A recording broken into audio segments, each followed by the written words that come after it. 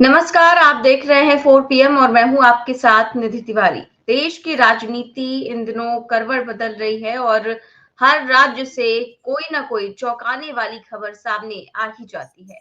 पहले बात करें महाराष्ट्र की, तो महाराष्ट्र में विधानसभा चुनाव से पहले ही अजीत पवार का सियासी कुनबा घटता हुआ नजर आ रहा है और एक तरह से खत्म होता नजर आ रहा है। बुधवार को 25 से ज्यादा नेताओं ने एनसीपी का साथ छोड़कर शरद पवार का दामन थाम लिया और शरद पवार के गुट में वो शामिल हो गए। पार्टी बदलने वालों में 2 पूर्व मेयर, नेता विपक्ष और 20 पूर्व पार्षद तक शामिल हैं। इन सभी ने सीनियर पवार की पार्टी का दामन थामा और यहाँ के कार्यकारी अध्यक्ष राहुल भोसले ने भी मंगलवार को इस्तीफा दे दिया था। बता दें कि बीते साल हुए एनसीपी में फूट के बाद सीनियर पवार के पास सिर्फ और सिर्फ 1 पार्षद और 8 पदाधिकारी ही बचे थे, लेकिन अब उनके पास लगभग पूरी ताकत वापस लौटती हुई नजर आ रही है। दरअसल हाल ही में संपन्न हुए लोकसभा चुनाव में अजीत की एनसीपी का प्रदर्शन बेहद खराब रहा था, जिसके बाद से ही मनमुटाव जो है वो पार्टी में बढ़ती गई और फिर इसके बाद चाहे वो छगन भुजबल हो, चाहे वो अजीत पवार गुट के बाकी नेता हो, सभी मुलाकात करने लगे शरद पवार से और आखिरकार 25 नेताओं ने एक साथ पार्टी छोड़ दी और वो शामिल हो गए शरद पवार के गुट में। इसके अलावा दूसरा राज्य है उत्तर प्रदेश, जहां पर सियासी सरगर्मी लगातार देखने को मिल रही है। संगठन और सरकार के बीच की लड़ाई, योगी और केशव के बीच की लड़ाई।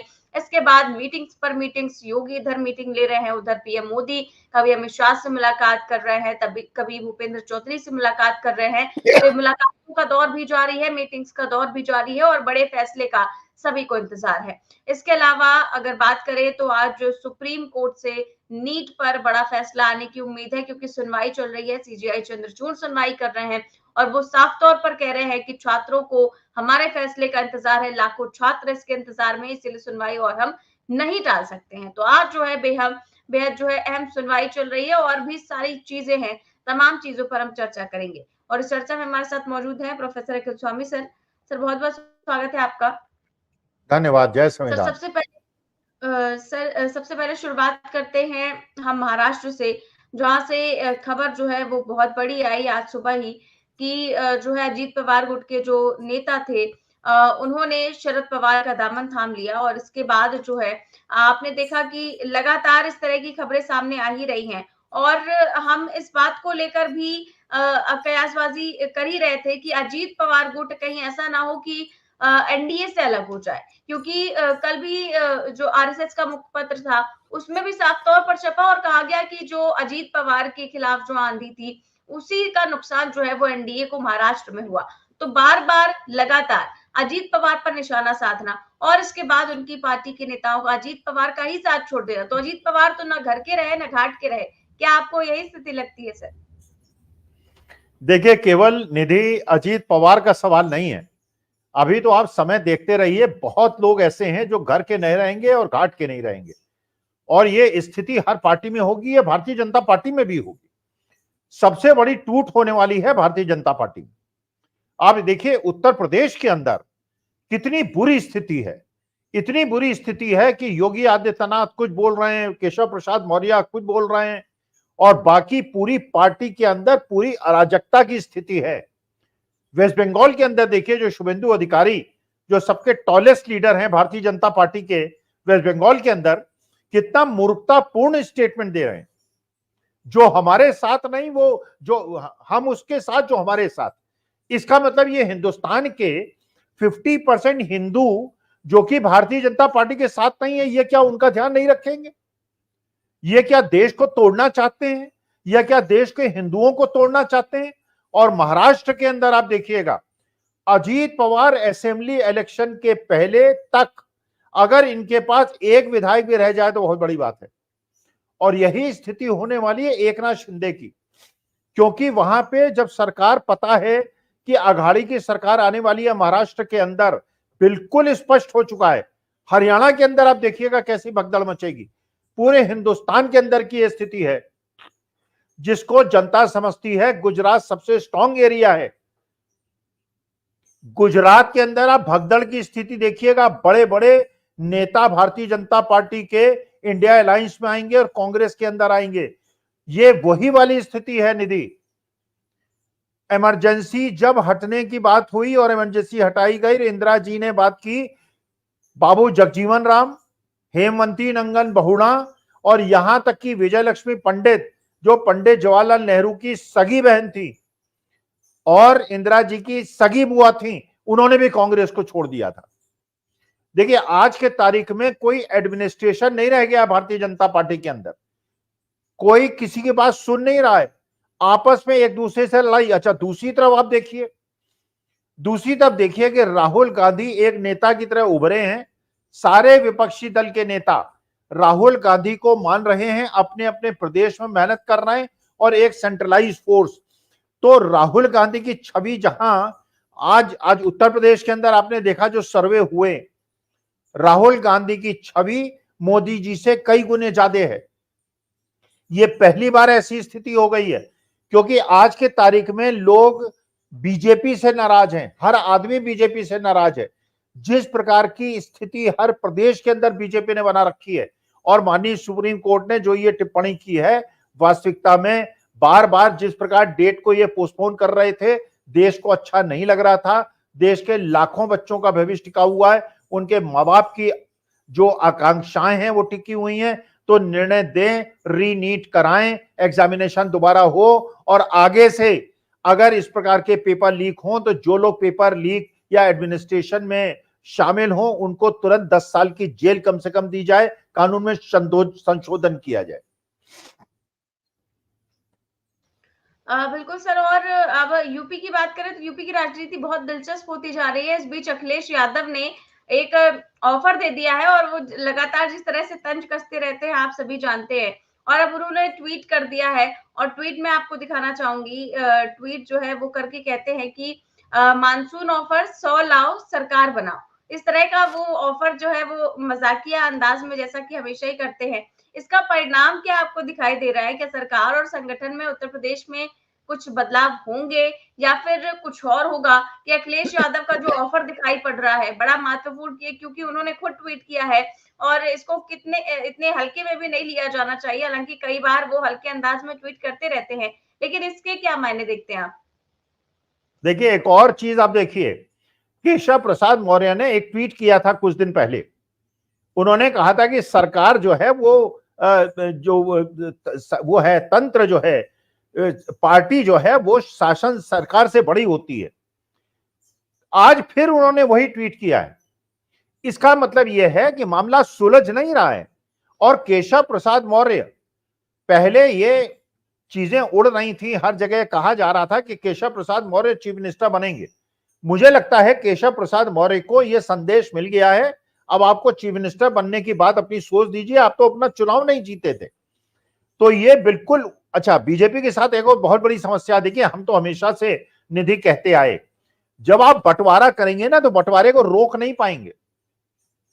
अगर आपका मूल सिद्धांत है कि हम बंटवारे में बिलीव नहीं करते हैं, तब तक तो ठीक है। जहां आपने जाति और धर्म के आधार पर बंटवारा किया, फिर बंटवारा रोकने की ताकत किसी में नहीं होती है। शुभेंदु अधिकारी जो बात कह रहे हैं वो वही, अब बंटवारा आप कर दीजिए हमारे साथ और तुम्हारे साथ। वही स्थिति उत्तर प्रदेश के अंदर है। भारतीय जनता पार्टी ने हमेशा राजनीति की है सवर्णों की और पीडीए को अपने साथ सोशल इंजीनियरिंग करके जोड़ा है। लेकिन जो नौकरियां लोगों की छूटी हैं और नौकरियां नहीं मिल रही हैं, उद्योग धंधे ठप हैं। इसमें क्या केवल हिंदुओं के बच्चे हैं, इसमें क्या पीडीए के बच्चे हैं, इसमें सवर्ण के बच्चे नहीं है। गुजरात के अंदर देखिए रेलिंग टूट जाती है, कहीं भी 100 बच्चों के लिए भी अगर एग्जामिनेशन रिक्रूटमेंट होता है 10-10 हजार बच्चे वहां पहुंच जाते हैं। तो आज के तारीख में मोदी जी से जनता नाराज है। अगर बीजेपी को बचाना है तो मोदी जी का रिप्लेसमेंट ढूंढ लेना चाहिए, वरना बीजेपी बर्बाद हो जाएगी और अगला जो भी इलेक्शन होगा उसमें बीजेपी हारेगी। लेकिन सर आपको क्या लग रहा है कि ये ऑफर जो है, क्या आपको लगता है कि सीधे सीधे केशव प्रसाद मौर्य के लिए? क्योंकि पहले भी वो इस तरह का ऑफर अखिलेश यादव खुलेआम दे चुके हैं, मीडिया के सामने दे चुके हैं कि स्टूल मंत्री से कहिए हमारे साथ आकर सरकार बनाए, हम तैयार हैं, और क्योंकि दूसरी बड़ी पार्टी हम ही है। क्या क्या लगता है सर आपको? नहीं, अगर ऐसा हो जाए तो प्रदेश के लिए अच्छा है। देखिए, असली मुद्दा यह है, केशव प्रसाद मौर्य और योगी आदित्यनाथ के बीच में जो लड़ाई कराई गई है, ये लड़ाई हाईकमान ने कराई है। और उत्तर प्रदेश के अंदर लोकसभा के इलेक्शन में जो हुआ है वो भी हाईकमान का, योगी जी की फोटो नहीं थी कहीं पर। वो तो अखिलेश यादव ने एक बार महोबा में कह दिया कि देखिए यहाँ के जो लोकसभा के प्रत्याशी हैं उनको तो निकाल ही दिया, इन्होंने योगी जी को भी पोस्टर से निकाल दिया। उसके बाद योगी जी की छोटी सी पोस्टर वो लगी थी फोटो। सारी जगह केवल मोदी जी इलेक्शन लड़े, पूरे हिंदुस्तान में मोदी जी इलेक्शन लड़े। देखिए जो सेंट्रलाइज पावर होती है निधि, उसमें सबसे बड़ी समस्या ये होती है, आज के तारीख में कांग्रेस से या इंडिया लाइन से आप कैसे लड़ेंगे? आपको तमिलनाडु में स्टालिन से लड़ना पड़ेगा, महाराष्ट्र में शरद पवार उद्धव ठाकरे से लड़ना पड़ेगा, बंगाल में आपको ममता दीदी से लड़ना पड़ेगा, और इंडिया अलायंस को केवल एक आदमी से लड़ना है। और उस आदमी की स्थिति आज के तारीख में यह है, ना वो महंगाई रोक पा रहा है, ना वो बेरोजगारी को खत्म कर पा रहा है, ना देश की किसी समस्या, केवल लोन ले लेके सड़कें बना देना, ब्रिजेस बना देना। और बिहार के अंदर जिस दिन कोई पुल नहीं टूटता है उस दिन हम कहते हैं कि आज एक ब्रेकिंग न्यूज है कि बिहार के अंदर कोई पुल नहीं टूटा। जी बिल्कुल ठीक बात कह रहे हैं सर आप। और आपने देखा होगा कि कल से एक जो ट्वीट है या एक खबर है वो बहुत ज्यादा वायरल हो रही है सोशल मीडिया पर और बहुत ज्यादा चिंता का विषय बनी हुई, क्योंकि उत्तर प्रदेश में कांवड़ यात्रा की तैयारियां अब शुरू हो गई है और इसे लेकर मुजफ्फरनगर पुलिस ने एक निर्देश जारी किया, जिसके मुताबिक यात्रा के मार्ग पर पड़ने वाले तमाम होटलों, ढाबों और फल विक्रेताओं को अपनी दुकान और अपने ठेले पर नाम लिखना पड़ेगा, नाम चिपकाना पड़ेगा, ताकि वो पता चल जाए किस जाति का है, किस धर्म का है।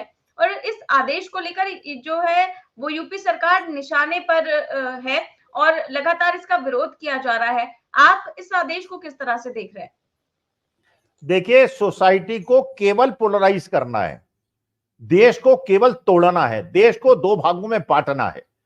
आप किसी टीवी डिबेट में देख लीजिए, भारतीय जनता पार्टी का कार्यकर्ता कभी बेरोजगारी पे बात नहीं करेगा, कभी महंगाई पे बात नहीं करेगा, कभी नीट परीक्षा में बात नहीं करेगा, वो केवल हिंदू मुसलमान करेगा। ये टुकड़े टुकड़े गैंग हैं, ये देश को तोड़ने वाले लोग हैं। और इस प्रकार की बात कहकर, इस प्रकार का आदेश कर कर आप बेसिकली हिंदुओं को उत्तेजित कर रहे हैं कि वो अल्पसंख्यकों के खिलाफ हिंसक हो जाएं। अरे इसका क्या मतलब है भाई? अगर मान लीजिए, वहां तो हमने देखा है, अपने जीवन में देखा है, कांवड़ यात्रा में मुसलमान लोग फल खिलाते हैं कांवड़ियों को, मुहर्रम की यात्रा में हिंदू लोग फल खिलाते हैं। हम लोगों ने बचपन में ये देखा, हमने कभी ये महसूस नहीं किया जब ये सिखों की अपनी वो निकलती है, प्रभात फेरी निकलती है, हम लोग जाके उनको पानी पिलाते हैं, हम उनको शरबत पिलाते हैं। कभी आपने देखा, कभी जब शरबत वगैरह पिलाया जाता है, स्टॉल्स लगाए जाते हैं, वह धर्म पूछ के हो? तो ये तो सिद्ध करना चाह रहे हैं उत्तर प्रदेश वाले कि ये सिखों की भावनाओं के अगेंस्ट है। क्या आप कभी किसी गुरुद्वारे में गई हैं, किसी ने आपसे पूछा है आप किसी धर्म और जाति को बिलोंग करते हैं? और इसके बाद शंकराचार्य ने बता दिया ये ढोंगी सनातनी है, इनको सनातन धर्म से कोई लेना देना नहीं है, ये झूठ बोलते हैं। इनका केवल एक मकसद आज की तारीख में रह गया है, देश को धर्म के आधार पर तोड़ो, जाति के आधार पर तोड़ो, और इसीलिए इनकी बर्बादी बिल्कुल सुनिश्चित है। निधि जी सर, और अभी इस वक्त एक बड़ी खबर आ रही है कि यूपी का जो उपचुनाव है वो सपा और कांग्रेस एक साथ लड़ सकते हैं, गठबंधन करके चुनाव लड़ सकते हैं। 3 सीटों पर कांग्रेस और 4 सीटों पर जो है वो अखिलेश यादव चुनाव लड़ सकते हैं। तो ये भी सर बहुत बड़ी खबर है चुनाव के लिहाज से, क्योंकि इसको लेकर भी लगातार यूपी सरकार में जो भी है नेता लगातार मीटिंग कर रहे हैं, कार्यकर्ता भी है, और योगी आदित्यनाथ सबसे बड़ी बात कि वो इसको लेकर चिंता जाहिर कर रहे हैं। जिस तरह से अभी चुनाव के बाकी राज्यों के नतीजे आए हैं, तो उस तरह के यूपी में ना आए, इसको लेकर तैयारियां चल रही है। तो इस समय ये आपको लगता है कि बड़ा दाव माना जाएगा इंडिया गठबंधन की तरफ से? देखिए, इंडिया अलायंस में आज के तारीख में किसी भी इलेक्शन में किसी प्रकार की कोई समस्या नहीं आने वाली है, क्योंकि आपको दिख रहा है कि भविष्य के गर्त में क्या है। जो भी समस्या आने वाली है वो भारतीय जनता पार्टी के अंदर आने वाली है। और एक चीज नोट कर लीजिए, 2027 का उत्तर प्रदेश का चुनाव, मान लीजिए भारतीय जनता पार्टी 80 सीट नहीं जीतेगी, इंडिया अलायंस का बहुमत आएगा, भीषण बहुमत आएगा, और अखिलेश यादव वहां के मुख्यमंत्री बनेंगे। महाराष्ट्र के अंदर अघाड़ी का और हेमंत सोरेन का झारखंड के अंदर, हर जगह, हरियाणा के अंदर कहीं भी इनका नाम लेवा नहीं बचेगा। ये तो अभी, क्योंकि ईडी की रेड क्यों करा रहे हैं मोदी जी? बिहार में इन्होंने ईडी की रेड्स कराई, नीतीश कुमार के खास लोगों में कराई, और राव दान सिंह के हरियाणा के अंदर जो महेंद्रगढ़ भिवानी से इलेक्शन लड़े थे, उनके घर में रेड चल रही हैं। इसका मतलब ये रेड्स के माध्यम से, ईडी सीबीआई के माध्यम से न केवल अपोजिशन को डरा रहे हैं, डराना अपोजिशन वालों ने तो डरना छोड़ दिया है, ये भारतीय जनता पार्टी वालों को डरा रहे हैं कि अगर तुमने पार्टी को छोड़ा, तुम्हारे घर भी ईडी की रेड हो जाएगी। इसका मतलब यह है सबसे बड़ा विस्फोट जो होने वाला है वो भारतीय जनता पार्टी के अंदर होने वाला है। और आप देखिएगा, इलेक्शन डिक्लेयर हो जाने दीजिए, उसके बाद आप समा देखिएगा, और पूरी भारतीय जनता पार्टी डिसइंटीग्रेट होने वाली है। अगर इसको बचाना है, इनको अपनी लीडरशिप को चेंज कर देना चाहिए।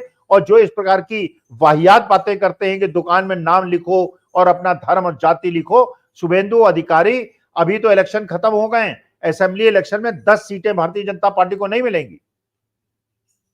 अब आप बताइए, आप जो मेरे साथ, ये तो लोकतंत्र संविधान क्या, ये तो मानवता के खिलाफ है भाई। अरे मेरे से इसका मतलब आप सारा जो शास्त्रार्थ हुआ करता था, विचारों की भिन्नता हुआ करती थी, लोकतांत्रिक मर्यादाएं हुआ करती थी, मैं तो अपना हमेशा क्लास में कहा करता था अपने स्टूडेंट से कि जिस दिन तुम खड़े होके कहोगे स्वामी साहब जो बात आप कह रहे हैं मैं इससे सहमत नहीं हूं, और जिस दिन मुझे प्रूव कर दोगे कि मैं गलत हूं और तुम सही हो, उस दिन मेरा सम्मान तुम्हारे प्रति बढ़ जाएगा। ये तो तुम, इसका मतलब यह है कि ऐसा चाहते हो। डिक्टेटरशिप के अंदर क्या होता है? यही तो होता है, ऊपर वाला जो कहे और नीचे वाले उसको मान लें। इसका माने तुम संविधान विरोधी हो, लोकतंत्र विरोधी हो, और ऐसी पार्टी का राष्ट्र हित में सत्ता से हट जाना। कोई भी सरकार जो धर्म और जाति के आधार पर वाहियात, और ऐसे शुभेंदु अधिकारी जैसे नेता जो इस प्रकार का स्टेटमेंट, बल्कि हाईकमान जो भारतीय जनता पार्टी का है उसने भी शुभेंदु अधिकारी को सचेत किया है, इस प्रकार की वाहियात बातें मत करो। लेकिन वाहियात बातें करना तो इनके डीएनए में है। जी सर, और आपको क्या लग रहा है कि यूपी में जो सारी चीजें चल रही हैं, सारी कवायद क्या इस बात की है कि यूपी में हार का ठीकरा योगी पर फोड़ दिया जाए, जबकि सच्चाई ये है कि पूरा चुनाव तो मोदी जी के नाम पर लड़ा गया, हर जगह उन्हीं का चेहरा था, उन्हीं की बात थी, और यूपी के लोगों ने मोदी को नकार दिया, योगी को नहीं, और इस बात को योगी के मत्थे मारने की कोशिश की जा रही है, हालांकि ये हो नहीं पा रहा है। देखिए, असली मुद्दा यह है, अब उसके आगे की बात कीजिए। 10 विधानसभा चुनावों में भारतीय जनता पार्टी को पता है ये 10 सीटें हारने वाले हैं, और इन्होंने अपनी स्ट्रेटेजी में परिवर्तन किया है। अब की बार इन्होंने योगी जी कह दिया है कैंडिडेट आप छांटिए, कन्वेंसिंग आप कीजिए, और ये 10 सीटें हारने वाले हैं। और योगी जी अपना जितना भी जोर लगा लें, जीतने वाले हैं नहीं, क्योंकि क्रोध है मोदी जी के खिलाफ, और ले आएंगे उसको योगी जी के खिलाफ। जहां असेंबली बाई पोल्स का रिजल्ट आएगा, ये योगी जी को सूली पे चढ़ा देंगे, क्योंकि इलेक्शन 10 सीटों पर भारतीय जनता पार्टी बुरी तरह से हारने वाली है। और ये जो कांग्रेस सपा का गठबंधन आपस में सीटों का बंटवारा हुआ है, तो नेचुरल है, होना चाहिए, क्योंकि आज के तारीख में जो लोकतंत्र को बचाने वाली और संविधान को बचाने वाली शक्तियां हैं वो एकजुट हो गई हैं, और देश को हिंदू मुसलमान में बांटकर तोड़ने वाली शक्तियां दूसरी तरफ भारतीय जनता पार्टी के रूप में खड़ी हैं। जी सर, लेकिन आपको नहीं लगता कि बीजेपी जो है वो हिंदू मुसलमान करने से बाज नहीं आएगी, और इसी पर जो इस तरह का मतलब इतना ज्यादा आप कहें कि घटिया फरमान सुनाया गया है, और क्या लगता है कि कांवड़ यात्रा में तो आपने देखा होगा कि मुसलमान भी कई बार पानी लेकर, कई बार फल लेकर, कई बार जूस लेकर खड़े रहते हैं रास्ते में, उनका स्वागत करते हैं, उन पर फूल बरसाते हैं। उसके बाद इस तरह का फरमान जो है उससे लोगों में काफी गुस्सा है। इसको लेकर कांग्रेस प्रवक्ता पवन खेड़ा का बयान आया है, मैं वो बयान जो है वो सुनवाना चाहूंगी। कि कांवड़ यात्रा के रास्ते में जितने भी फल सब्जी बेचने वाली रेहड़ियां हैं, स्टॉल्स हैं, या ढाबे रेस्टोरेंट्स हैं, ये खाने के ढाबे हैं, तमाम लोगों को अपना नाम बोर्ड पर लिखना होगा। इसके पीछे की मंशा बड़ी स्पष्ट है, आप समझ गए होंगे। हिंदू कौन है, मुसलमान कौन है। हो सकता है इसमें जाति भी हो, मंशा में, इनके मंशा में ये हो सकता है कि कहीं दलित तो नहीं है, ये सब हो सकता है, बिल्कुल संभव है। लेकिन हमने इसका कल जब विरोध किया तो जवाब आया, जब हलाल लिखा होता है तब तो आपको कोई आपत्ति नहीं होती। हाँ, बिल्कुल नहीं होती। जब शुद्ध शाकाहारी ही लिखा होता है तब भी हम नहीं पूछते कि साहब ये शुद्ध शाकाहारी जिस रेस्टोरेंट के बोर्ड पे लिखा हुआ है, इसका मालिक क्या हिंदू है, मुसलमान है, जैन है, सिख है, क्या है, हमें कोई फर्क नहीं पड़ता। हमें शुद्ध शाकाहारी खाना है, हम जाकर खा लेते हैं। अब आप इंटरनेशनल एयरलाइंस में कहीं ट्रैवल करते हैं, कोशर फूड, तो ज्यूज को मालूम है, हमारे लिए कोशर फूड जिनको खाना है वो खा सकते हैं। वो पूछते तो नहीं है ना कि शेफ कौन है, जू है या क्रिश्चियन है या मुस्लिम है या हिंदू है, उनको कोई फर्क नहीं पड़ता। ठीक वैसे ही मैं शाकाहारी खाता हूं तो मेरे को ये नहीं पूछना उचित समझता कि बनाने वाला कौन है। ये करना जो ये कावड़ यात्रा पे ये प्रपोज कर रहे हैं, इसके पीछे मंशा है इकोनॉमिक बॉयकॉट ऑफ मुस्लिम्स को नॉर्मलाइज करना, कैसे आर्थिक बहिष्कार का सामान्यकरण करना है मुसलमानों का। तो इस मंशा को तो हम कामयाब किसी के लिए नहीं होने देंगे, वो हिंदू के लिए करे हो, मुसलमानों के लिए करे हो, किसी के लिए भी करें, हम नहीं होने देंगे। अब मीट एक्सपोर्टर्स हैं बड़े बड़े 4-5 जो हैं, अल कबीर कौन है मालिक? सबरवाल। अरेबियन एक्सपोर्ट्स कौन है मालिक? कपूर। MKR फ्रोजन कौन है मालिक? मदन एबट। PML इंडस्ट्रीज मालिक कौन है? बिंद्रा साहब है। और एक होमवर्क भी दे दूं, अल दुआ, पता लगाइएगा कि जब ये अल दुआ नाम की बीफ एक्सपोर्टर कंपनी बनी थी तो इसके मालिक कौन थे। ये होमवर्क मैं संघ की विचारधारा वाले दोस्तों को दे रहा हूं। जिस तरह से अगर हिंदू मीट एक्सपोर्ट करता है तो रहती तो वो मीट ही है ना, या दाल चावल बन जाती है, वो मीट ही रहेगा। ठीक उसी तरह से अगर कोई अल्ताफ या रशीद आम अमरूद बेच रहा है तो आम अमरूद ही रहेंगे, वो गोश्त नहीं बन जाएंगे। तो ये संघ वाले जो लोग हैं बिना सोचे समझे जब कुछ काम करते हैं तो फंस जाते हैं, पहली ही आर्ग्यूमेंट में धाराशाही हो जाते हैं। लेकिन जो षड्यंत्र ये लोग रच रहे हैं, हमारी आपकी जो एक तहजीब है, अब एक उस तहजीब में मुझे याद आता है अलीगंज लखनऊ में, वहां बड़ा मंगलवार के पीछे की जो कहानी है वो सुनकर बड़ा आनंद आता है। दुर्गा पूजा हो, भगवान जगन्नाथ यात्रा हो, सब में कैसे मिलजुल कर इस तहजीब में हम लोग एक दूसरे के त्योहारों में हाथ बटाते हैं, तैयारियां करते हैं। उस तहजीब पर ये हमला बोल रहे हैं, और ये हमला सिर्फ उस तहजीब पर नहीं बोल रही, हमारे आपके घरों में घुसकर तय करेंगे कि कौन क्या खाएगा, किससे खरीदेगा, क्या कपड़े पहनेगा, किस भाषा में बोलेगा। इनको अपने घरों में घुसने से रोकिए। अगर इनको अपने घरों में घुसने से रोकना है तो इस विचारधारा को अपने मोहल्ले से दूर रखिए, अपनी जीवन से दूर रखिए, अपनी विधानसभाओं और लोकसभाओं से दूर रखिए, अपनी समाज से दूर रखिए। तभी हम अपने इस खूबसूरत हिंदुस्तान की तहजीब को बचा पाएंगे। जय हिंद।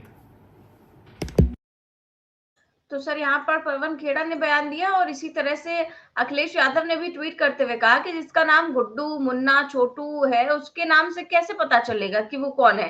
कोर्ट को इसका संज्ञान लेना चाहिए और ऐसे प्रशासन के पीछे के शासन तक की मंशा की जांच करवाकर इस पर कार्रवाई करनी चाहिए। देखिए, असल में इनका मकसद केवल एक है, और ये शुरू में क्योंकि अपने मकसद में कामयाब हो गए थे, इनकी हिम्मत बढ़ गई है। लेकिन अगर जरा भी अकल होती, इस पार्लियामेंट इलेक्शन में जो इनको रिजल्ट्स मिले हैं, ये बार बार इनके दिमाग में है मुसलमानों के कारण हम इलेक्शन हार गए, मुसलमानों के कारण इलेक्शन हार गए। अरे हरियाणा में 3.5% मुसलमान हैं और 48% इंडिया अलायंस को वोट मिले हैं। इसका माने जो देश हित में, राष्ट्र हित में सोचने वाला हिंदू है, वो आपकी इस पॉलिसी के खिलाफ है। आप देश को तोड़ रहे हैं, आप देश को बांट रहे हैं। अच्छा चलिए एक और बात बताइए, ये तो उन्होंने वोटों के लिए यहां कर दिया मुजफ्फरनगर में। मैं पूछना चाहता हूं, जो भारतीय जनता पार्टी के नेता वहां जाते हैं, और मोदी जी जब वहां कुवैत और दुबई और कतर कहां घूमने जाते हैं, वहां पे जाके क्या मुसलमानों के साथ बैठ के उनके हाथ से परोसा हुआ खाना नहीं खाते हैं क्या? इसका मतलब यह है कि आप अमीर मुसलमानों से आपको लड़ाई नहीं है। अमीर मुसलमानों के तो गले मिलते हैं आप, अमीर क्रिश्चियनों के और हिंदुओं के तो गले मिलते हैं, आपको गरीबों से परेशानी है। अब आप बताइए निधि, खुद सोचिए, अगर मान लीजिए मैं ठेला लगाने वाला होता और मैं फल विक्रेता होता दुबई के अंदर, और वहां पे इस प्रकार का आदेश आ गया होता और मेरी रोजी रोटी छिन गई होती, मेरे घर में रोटी ना आती, तो मैं क्या करता? आप देश को तोड़ रहे हैं। अरे बेचारे रद्दी बेचकर, पंचर बना के, फल बेच के, सब्जी बेचकर अगर अपना जीवन यापन कर रहे हैं और आपके देश के प्रति पूरी तरह से निष्ठावान हैं, तो इस प्रकार के आदेश से आप उनको देश से विमुख क्यों कर रहे हैं? अच्छे मुसलमानों को परेशान क्यों कर रहे हैं? खराब मुसलमान हिंदू सिख ईसाइयों को आप उनका परहेज करें, कौन मना कर रहा है आपको? असली अच्छे मुसलमानों को परेशान क्यों कर रहे हैं?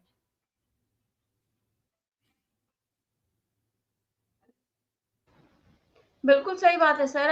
अच्छे मुसलमान और हिंदू, ये सारी बातें जो है वो इसी सरकार में मैं कहूँ कि सामने आ रही हैं, और हमारे जो यूजर्स हैं वो भी लिख रहे हैं कि मतलब काम का अधिकार सबको है, किसी को रोका नहीं जा सकता है, चाहे वो हिंदू हो चाहे मुसलमान हो। तो कोई लिख रहा है कि मेरे दोस्त जो है मुस्लिम है, वो कांवड़ लेकर जाते हैं हर साल, और उनको कई बार भोलेनाथ की टी शर्ट भी गिफ्ट गिफ्ट की जाती है, और ये सारी चीजें तो चलती रहती हैं और सभी आपस में मिलजुल कर रहते हैं। लेकिन आखिर क्या मर जाता है ये लड़ाई करवाकर, हिंदू मुस्लिम करवाकर, और ये धर्म के बीच में ये लकीर खींचकर?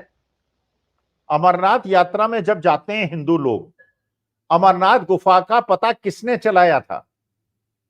एक मुसलमान ने पता चलाया था।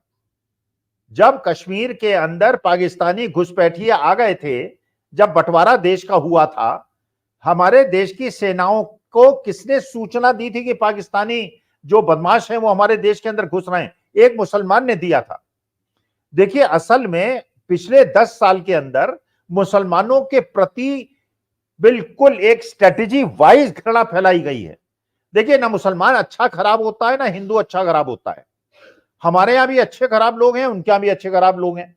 वरना रावण तो हिंदू था ना, ब्राह्मण था ना। और भगवान श्री राम हिंदू थे कि नहीं थे?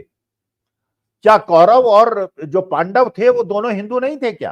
क्या नीरव मोदी, ललित मोदी मुसलमान हैं? ये नीट परीक्षा में जितने भी ये पेपर लीक करने वाले और पेपर बेचने वाले लोग हैं, क्या इसमें मुसलमान हैं? देखिए, असली मुद्दा यह है कि इन्होंने लोगों के दिमाग में जहर घोल दिया है, और इस जहर से देश जितनी जल्दी वापस आ जाए और अपने दिमाग से जहर को निकाल के फेंक दे, और प्यार मोहब्बत से पूरा हिंदुस्तान दलित और ब्राह्मण, ठाकुर, हिंदू, मुसलमान न सोचता हुआ एक परिवार की तरह रहे, तब तक इस देश का भला नहीं हो सकता। हमको एकजुट रहना पड़ेगा और इन देश की शक्तियों को तोड़ने वाले लोगों के खिलाफ एकजुट होना पड़ेगा। जी सर, और इस बीच जो है वो यूपी सरकार में मंत्री है, वो सॉरी मंत्री है संजय निषाद, उनका बयान जो है वो सामने आया है। वो कह रहे हैं कि कुछ अधिकारी चाहते हैं कि वोटर नाराज हो जाए और वो छोड़ दे बीजेपी का साथ, और जो है इसी तरह का बयान जो है उनका कई बार पहले भी आ चुका है। क्या आपको वाकई लगता है कि अधिकारी जो है वो बेलगाम हो चुके हैं, यूपी नहीं राज्यों में भी? आप देख रहे हैं कि ऐसा लगता है कि अधिकारी ही सरकार चला रहे हैं। भाई, अगर अधिकारी कोई गलत निर्णय ले लेता है, मान लीजिए न, पहली बात तो यह है, जो क्रूशल डिसीजंस होते हैं उसमें मंत्री की मोहर लगती है, और मंत्री में इतना दिमाग तो मैं समझता हूं होगा कि जब फाइल पे दस्तखत करता है उसे पता चले कि क्या कर रहा है। अगर मान लीजिए गलत है, जैसे ये जो वहां के लोकल प्रशासन ने मुजफ्फरनगर के अंदर निर्णय दिया है, अगर ये मंत्री जी को और मुख्यमंत्री जी को लगता है गलत निर्णय है तो उसे सस्पेंड करें, उसको डिसमिस करें। इसका मतलब यह है कि आप इधर भी रहना चाहते हैं, उधर भी रहना चाहते हैं। संजय निषाद तो ये भी कह चुके हैं ना, जब बुलडोजर चला के मकान तोड़ोगे तो तुम्हें वोट कहां से मिलेंगे? तो ये बुलडोजर पॉलिसी किसकी है? एक डीएम की है, चीफ सेक्रेटरी की है। अरे योगी जी तो खुद ही, वो कौन आए थे अमेरिका, ब्रिटेन के प्रधानमंत्री, उनको तो बुलडोजर के ऊपर चढ़ा दिया था। योगी जी जहां भी इलेक्शन रैली में जाते थे, एक बुलडोजर, दो बुलडोजर वहां खड़े हो जाते थे। इसका मतलब यह है कि आप चीजें चलाते हो और जब वो चीजें असफल होती हैं तो इसका मतलब आपका नियंत्रण अधिकारियों पे खत्म हो चुका है। वरना कोई भी अधिकारी वो कानून सम्मत कार्य करेगा, संविधान सम्मत काम करेगा। और ये जो आदेश हुआ है कांवड़ यात्रा के बारे में, ये असंवैधानिक है, गैर कानूनी है, और इस पे जिस अधिकारी के दस्तखत हैं और जिसने फाइल पे दस्तखत किए, सबको सस्पेंड होना चाहिए। बिल्कुल सर, बिल्कुल सस्पेंड किया जाना चाहिए ऐसे लोगों को। और बहुत-बहुत शुक्रिया सर आपका आज की चर्चा के लिए। कल फिर इसी समय पर हम आपके सामने हाज़िर होंगे। तो आप देख रहे थे आज की चर्चा, जिस तरह से महाराष्ट्र में या फिर उत्तर प्रदेश में या फिर हरियाणा में, तमाम राज्यों में बीजेपी की जो हालत नजर आ रही है, और हर जगह से बगावत का धुआं उठ रहा है। कहीं पर अजीत पवार के जो 25 नेता हैं वो उनका साथ छोड़कर जा चुके हैं शरद पवार के पास। इसके अलावा शिंदे गुट भी लगातार इस बीच चर्चाओं में बना हुआ है अपनी बयानबाजियों को लेकर। वहीं उत्तर प्रदेश में योगी आदित्यनाथ और केशव प्रसाद मौर्य के बीच जो कुछ भी चल रहा है वो भी चर्चा का विषय बना हुआ है। तमाम चीजों पर हमने चर्चा की। कैसी लगी आपको ये चर्चा, हमें कमेंट बॉक्स में जरूर बताएं। चैनल को सब्सक्राइब भी करें और ज्वाइन भी। नमस्कार।